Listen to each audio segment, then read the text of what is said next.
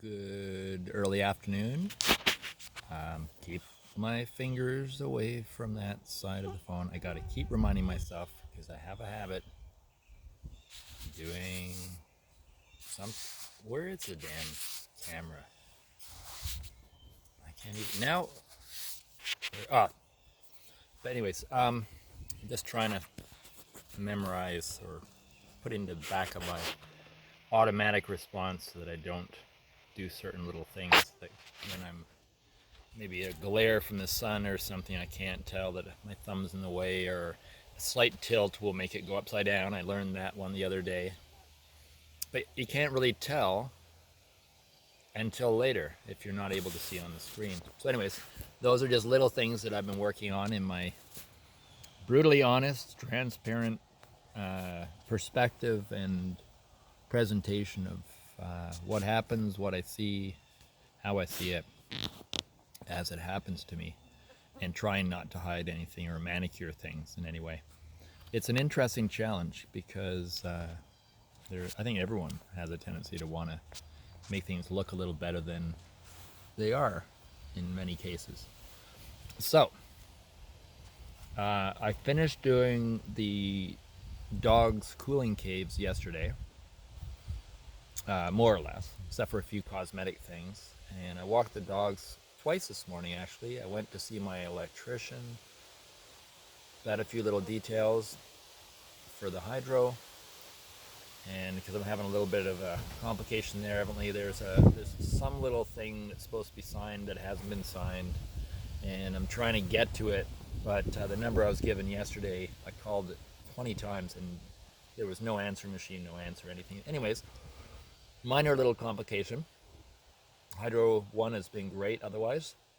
And it doesn't mean they haven't been great, it's just that little tripwire, we'll call it, something went wrong somewhere, and maybe it was because I paid by bank draft, because I don't want to use credit cards and things anymore. And at the time, probably now, they had only the option of using a credit card, as many places do now.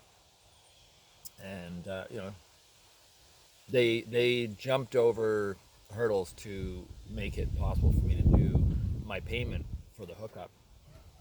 And that was wonderful. But I think because they had to break all the rules to customize for my situation, I think that might have been where something got some confirmation number and something or other. So anyways, that's hopefully going to be cleared up, rectified, and there won't be a delay to the hydro hookup, and it will only be about a week maybe, I'm hoping. I did go in one of my other videos I posted yesterday. I went in. Was it yesterday? Yes, yesterday. And I had mentioned how, actually, I even videotaped a little bit of it, the tail end, although I missed the part that I wanted to capture, and that was mainly because I didn't want to be rude and insensitive. I wanted to get out of the way and then take a little bit of video. But a young lady was vibrating, but it wasn't like appendages were vibrating separately. It was like she was stiff on an angle, like she would have been sitting in the chair, but she kind of stiffened up on this angle and just vibrated, like, but everything kind of vibrated at the same time. There wasn't just little things like this. None of that looseness that you'd think in a human body was being activated. It was just really, really unnatural and odd. And I looked up, I talked to the pharmacist today. I talked to the pharmacist yesterday, and he said, come in and I'll give you a list of ingredients that I requested. I went in today, and the pharmacist said, no, you can't get a list of ingredients here. He said, it's on the blah, blah, blah website. So I asked him, I said, well, so I'm curious about the vaccine, which I was kind of stretching the truth. Well, I am curious, but I wasn't curious about getting it. But I didn't want to come across in any way threatening, so I just said, I'm just doing a little bit of research, and I was planning on getting the vaccine, and then I came across this lady that was vibrating on the chair with a crowd around her, and it unsettled me. which it did. And he seemed a bit tense, almost defensive, almost. I'm not saying he was, but there was a tension there. There was a tension there that I think if I was busy with something, I might not notice, but I could tell he was tense. I don't know. Maybe he thought that he would get in trouble, or like, who knows, right? Um, but it got me searching more. So he wouldn't give me a list, even though the other guy said he would, and he just told me where to look. So I went on the Government of Canada, Ontario government site, and I got into the. So the pharmacist told me it was the Pfizer vaccine. So that's the mRNA. According to the list of ingredients, which I'll post, the medicinal ingredient is the mRNA. That is it, which they don't tell you what the hell it is. That's all they have to tell you. Just mRNA. It's like, oh, that's a lot of information, a lot of trust that has to come through. Like what the fuck? And then this massive list of non-medicinal ingredients, including a type of glycol, which is pretty well in everything, and is carcinogenic. Just a ton of stuff. So I'm my purpose here is to not get into judgment and interpretation too much, and if I do, just to point out that's my feeling, my personal feeling, or otherwise. So that's my challenge here. So I'll post actual stuff from the website that I found. I also read some of the reactions that are typical in a worst case scenario, and none mentioned this vibrating thing. So I think, well, is that a rare situation, and that's why they didn't mention it?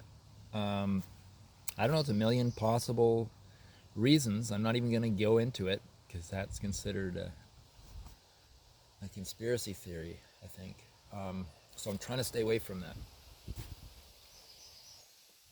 But what's alerted me is I've heard and I've seen videos about this vibrating thing, and I just put it on a shelf so that when other information came that either went against that or went with it, I would either reactivate it or otherwise.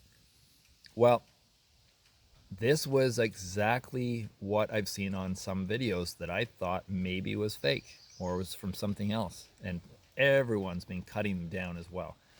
And I didn't want to jump in because I don't know. I'm not a professional, and I really don't know until I came across it. So now I know this is not a rare situation, but yet why is it not mentioned on this list of the reactions that are somewhat common?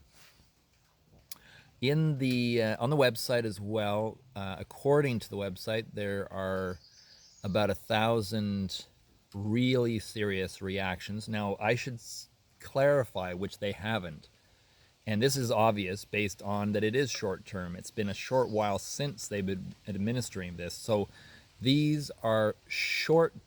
Like after a short while, I don't mean that the serious reaction is short, but the serious reaction that they are reporting right now can only be after a short while from getting the vaccine. They don't yet and cannot yet post long-term reactions because we haven't had the long-term happening yet. The benefit of that, to in hindsight, to look back on and go, oh, it's this or it's that. So these are only the short term, what reactions have happened almost right away, at least within a month or something, I would guess. And already it's 1,000 people, according to this thing. I don't know if it's true, but it is on a Government Ontario website. And I will post that if I can. If not in the comments, I'll just put in all. This is a bunch of screen captures I did. I don't know. I'm just glad I'm not getting them. Oh, I also remember it said not approved for anyone over 16. So right there, if you got kids under 16 and they're going for this vaccine, I'd be even more cautious.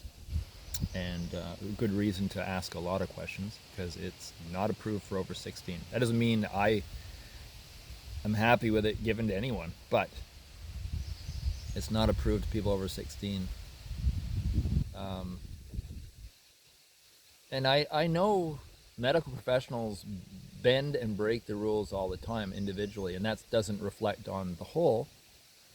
I remember just an example of way back when Raven's daughter was, I don't know,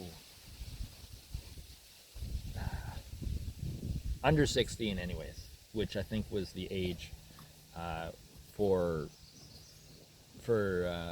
the youngest you could be given antidepressants. And anyway, long story short, I hope this is okay.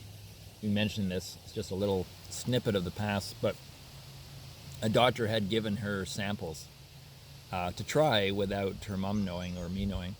And this was an issue, and especially like the parent not being consulted, but also when we got the box and looked at it and it said, not for use on anyone under 16. So I know things go on constantly, little blips and burps and things in the medical profession outside of what's acceptable or should be acceptable. So just a warning that no one should, according to the technical information, be given this vaccine under the age of 16. Now, reading the mRNA, and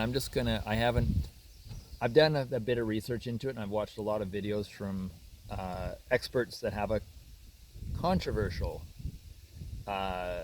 interpretation and opinion of this topic. But what I'm interested in is, why did they just say mRNA, and that's supposed to keep everyone happy? I was under the impression that when you go in for your vaccine, you should be given a list of the ingredients, told that, this has not been heavily tested. It's a bit of an experiment, but hey, you've just got to make that adult decision. Maybe it's important to take more risk because of the circumstance, and that's up to the individual to decide. So I thought, well, you should be given all this laid on the table, even if you don't ask for it. So I asked the pharmacist about that, and he said, no, we just ask if anyone has any allergies. And I mean, you're asked about that with everything you take. And I'm not saying that you shouldn't be asked, but nothing else is mentioned. So people are not being given the straight scoop. I'm sure that young lady had no clue anything would happen to her, except that she might just get a little lightheaded or a little bit nauseous or a little bit shivery or something. Like when you get a bit of a flu or cold. But I'm pretty sure she did not expect that. And hopefully nothing else comes of it. I sincerely pray that nothing else comes of that situation. I really do. But I don't like it. I don't like the feel of it. I don't like the feeling of the defensiveness. It's kind of odd that it doesn't even have to be nurses administering, nurses trained with the vaccine. Oh, another thing, I'm just kind of remembering things I read on this site. Ontario government has decided that the temperature, a lot of you have heard that there's this really extreme low figure, minus whatever, temperature that the vaccine has to be transported in and stored at. It's been all over the news. Well, Ontario government has decided, based on their extreme intelligence, supreme intelligence, that they don't need to keep it so cold. So that makes it way easier to store. And it got me thinking, because I asked about I said, well, how do you guys know how to store it? And they're like, what do you mean? Special cold temperatures. They didn't even know about it or know that it once was supposed to be cold, much colder, which also gets me a little nervous. Not nervous, concerned. So the Ontario government, according to what I read, they decided that they could keep it longer, not so cold, before they dilute it. So once it's diluted, with what I don't know, as another question. Then once it's diluted, according to them, that's when you have to keep it really cold, or something like that. So there's a lot of mixed interpretations, lots of misinformation out there, even amongst the medical professionals. If you want to call it, I'm assuming pharmacists and nurses, and yeah, it's all medical professionals. So something's fishy, and I hope people that are sitting on the fence take this in for whatever it's worth. I'm not telling you what to do with this information. You are your own person, and I know just based on when I had posted a while back about how, once lockdown is over, I want to be ready to start tattooing again, doing my soul prints, and I had mentioned that I want to leave, I want to have a questionnaire that I will give to people, and if they've been vaccinated, I would request that they wait 3 months from their last vaccine before they come in. I'm absolutely happy to tattoo them, no judgment. It's nothing to do with what they chose to do and why. It's because there are unknowns and lots of reports of people either getting sick right after the vaccine, getting a reaction from the vaccine, passing certain things on. And another one is, just around Peterborough area, there was a party of nurses who had just graduated, and they'd all got their vaccine and had this party, and a whole bunch of them got sick. So it seems that whether they say it is or isn't, it seems that there's something going on. There's also reports, quite common reports, of people around people who have been vaccinated, like women, estrogen levels get shifted, and people that were fertile have become infertile or not fertile enough to conceive, that sort of thing. And I've had personal reports, and I've read stuff. I'm just reporting what I've seen. I don't know anything. I'm not a medical professional. I'm a soul print technologist, practitioner. But yeah, I thought I'd just reflect. I did my due diligence. I did some research. I was given other phone numbers. I called a kind of a help hotline to ask questions about the COVID-19 vaccination or vaccine. And very pleasant lady on the phone, but she didn't know anything, any of the medical stuff that I asked. She didn't, about that convulsion thing, the shaking. She knew nothing. She said, call my doctor. So if it's like pulling teeth for me, who's digging in, imagine the average person who might attempt to get a little bit of information. And you really have to sift through the pages of this website to find that list of ingredients. There's one that comes up on Google, but it's a very short form. I could tell right away that it wasn't giving all the ingredients. But yeah, it's odd.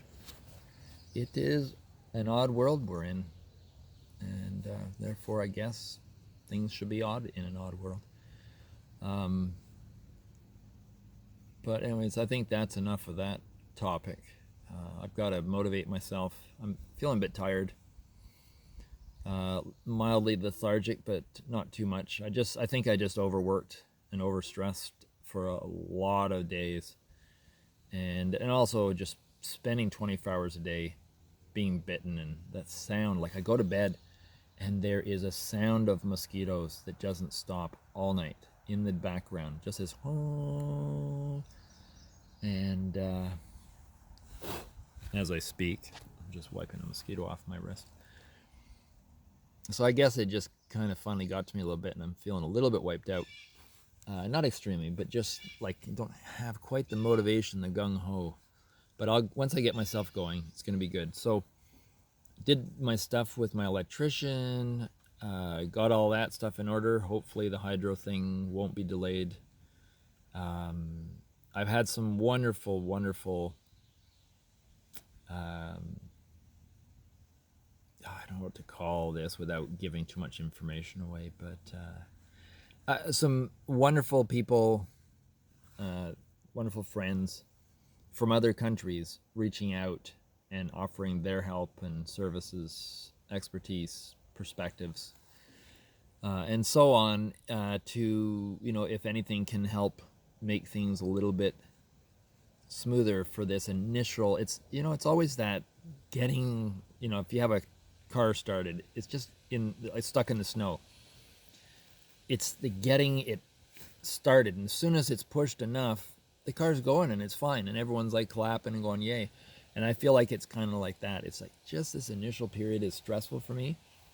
It's all the phone calls I have to make and all the different agencies and things I got to line up and coordinate at the same time as doing other stuff around here.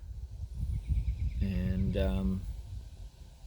I think between the two and the mosquitoes and all the other, and lockdown, the fact that you just can't go into a hardware store and rummage through things and go, oh, that looks like what I want.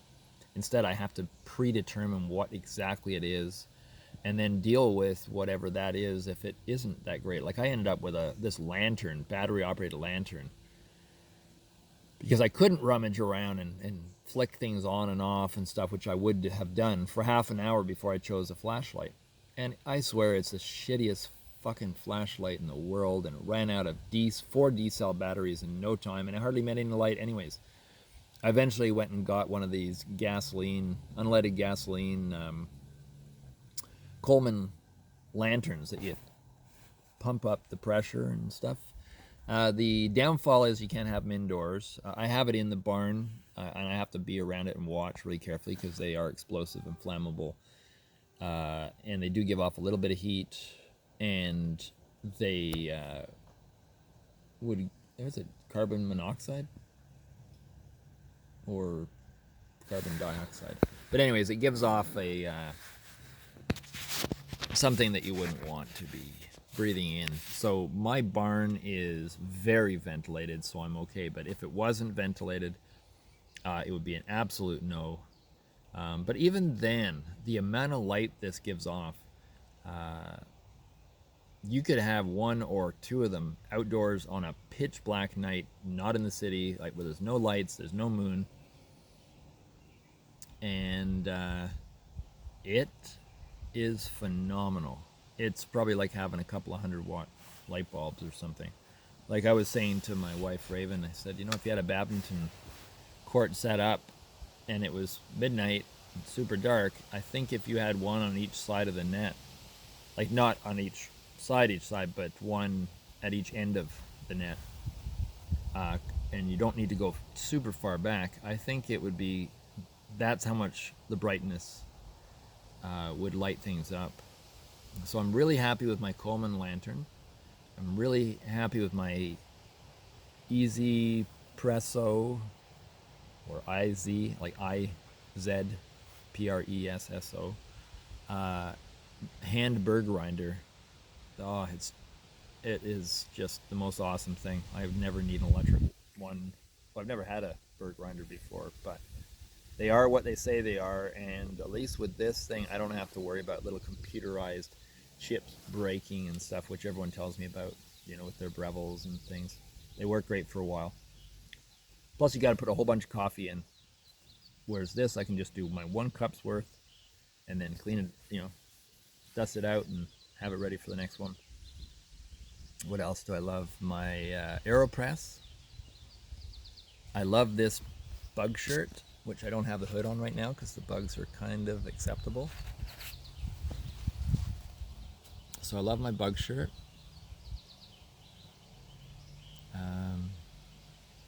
What other little things do I have that have been just great? I think I'm gonna love my my gas generator, which is kind of there. The Briggs and Stratton, 8,000 watts, 10,000 starting watts. I'm going to, right after this little video post, I want to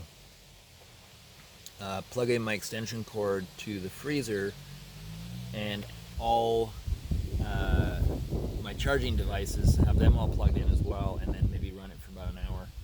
See if I can get the freezer cold enough to be a fridge for a while, and just don't open the door.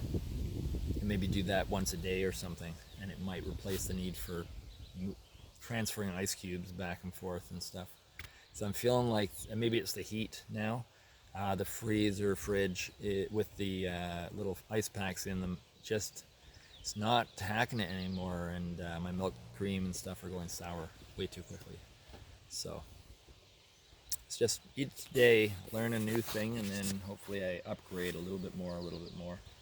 I was talking to both my electrician and my wife about how life circumstances are slowly settling me in, directing me towards, like with the price of wood, for example, high price of wood, and extra spare time on my hands. I said to Raven, you know, it may be worth me considering building a tiny, like no permit necessary little bunkie, partly just to learn on. Small enough. I'm detail oriented, so it just might take me a million years to make it. Quite often in a case like that, and your first thing, you end up doing something going, oh shit, now I got to undo that and do it again. So that may happen more often. But I think I'll end up with something that I will be happy with, but most of all that I will learn a lot from. And I figure even if I do a small handful of those over a year or two, I might gain the knowledge and the confidence to then consider building something that is permit necessary and more livable on a larger scale. And maybe that will lead to where I actually make my own house eventually. Who knows? But I'm just thinking, and I might not be correct, but if it turns out that the lumber costs for our 1/3 of the barn that we're going to build, renovate, for our living space, if it still turns out to be way too expensive, we may have to hold off on that, stay in the trailer and do a winter.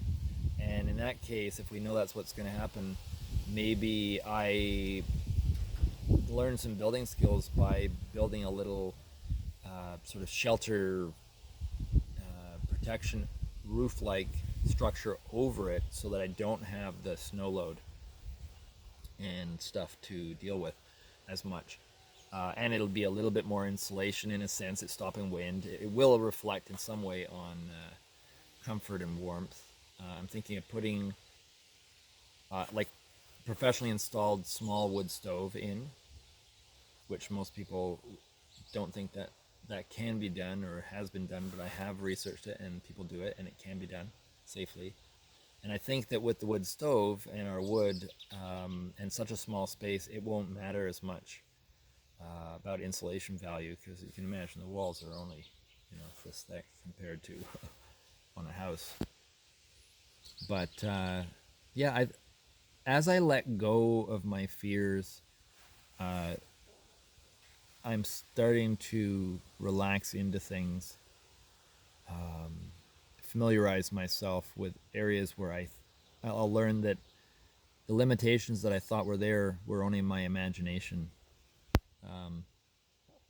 Oh yeah, God, I hate bouncing around, but I totally forgot. The pharmacist gave me this, I guess, to aid me in looking up online. Gosh, camera, can you just focus for a moment? Hang on.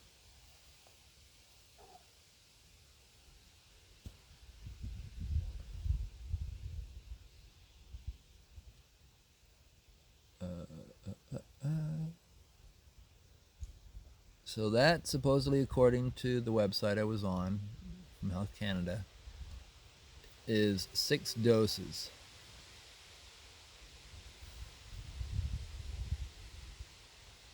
For intramuscular use, contains no preservative. That's interesting. Well, then why are all these non-medicinal ingredients in there to begin with if there's none of them there to preserve it? Dilute before use. It doesn't say what you dilute it with. Discard 6 hours after dilution when stored at 2 to 25 degrees Celsius. Dilution data and time, and then it doesn't say what that is. So that's a good question. What is it diluted with? Mosquito is biting between my nail and my finger, my thumb. That's disgusting. Ugh. So there it is. mRNA, Pfizer. According to the label, no preservatives. I question that. And according to the label, it's good for 6.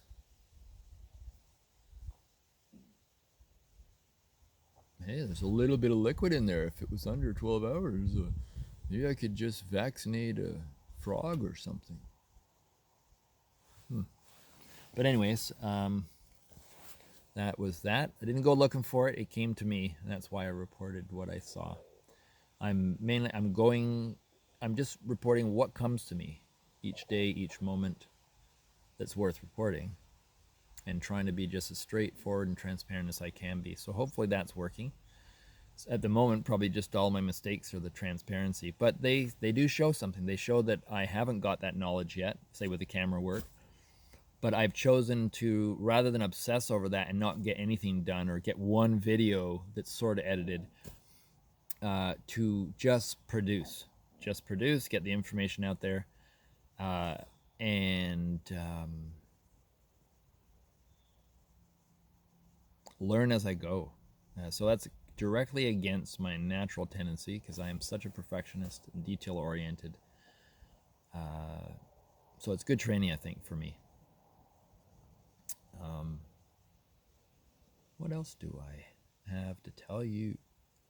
Except that I'm going to work on getting a dump load sorted out, all the garbage ready for tomorrow morning to deliver to the garbage dump. That will help clear this out a little bit, so I'll know what's garbage and what's not. I got still more work to do on putting stuff in that storage tent, and then still loads more work to do on sorting out inside the, right now, the storage shed, metal storage shed that one day will be our living workspace. And I've got to soon figure out where the septic tank and weeping tiles go, because they can't be stepped on even by foot in the winter. I got to kind of get all that sorted out. I didn't realize how difficult of a challenge it would be. Like, I almost feel like you'd have to have a fence around the area to be sure to remember. But anyways, that's the troubleshooting thing there, because I've got to figure out, because we have driving areas where people with vehicles will have to be able to drive and turn around and do whatever has to be done, pick up wood and function. So those areas, even though they're open, flat areas and otherwise perfect, are not so good because of the vehicles that have to drive over it. So I've got to find a space that's big enough for the septic and weeping tiles, and is lower than the house and will not have people walking on it and so on. So that is going to come together at some point. I also, I think once the well is put in, then each time something is done, because it has to, I think the septic has to be 60 feet away from the well or something as well. So there's all that still to figure out. So septic, weeping tile, well, what do I feel like, and then electrical. And then of course the pump. I think I would be happy if I just had a water hydrant, which I had put in at the barn of the old place. And the water hydrants can work summer or winter. They don't freeze, ideally, unless they're put in wrong, which I had that wonderful experience the first year when I moved in, when SKS Plumbing in Bancroft, very polite, but horrible, in my experience, horrible work and very dishonest. because the gentleman running it said to me when I questioned the trench that he had a young kid dig in the middle of the night, which now I get it, but at the time I didn't, why it was such a horrible mess of a trench that was up and down, sometimes not 4 feet that it was supposed to, sometimes less, more, zigzagging around. And then this year I get Doug Olmsted to do same work, and I mean it's impeccable. So I would definitely get Doug Olmsted or recommend him to anyone for any of that kind of large machinery stuff. Definitely recommend Gallotech for electrical. But yeah, I'll just as I go, whoever I learn is really, really good. I'll mention it, and I'm only going to mention someone if they're really, really bad. Otherwise, I'm not going to bother. I just won't mention them in a good way. But I definitely had the best experience with Doug Olmsted, Michael Gallo, and well, loads of cool places. Like I love York River Meats. I love Burrs Creek Farm Supplies. I love going to those places. I always get great service, and they're very friendly. I don't know. It's a great area out here. It really is. I've been here for 5 years. It takes 5 years, and there's a saying out here that if you can last 5 years, then you can make it. And so I kind of take a little bit of pride in that. We've had a struggle, but we've lasted 5 years, and I feel like I'm definitely not local, but I think I'm just one little notch up, integrated. And there are a lot of people out here that I really, really like.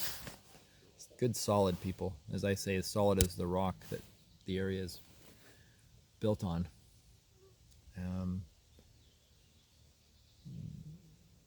Oh, I had a cool idea today. I was thinking about the culvert, the pipe, the metal kind of corrugated looking pipe that they use for drainage. I learned it's called a culvert. I thought a culvert was the whole overpass, driveway access that the culvert is under.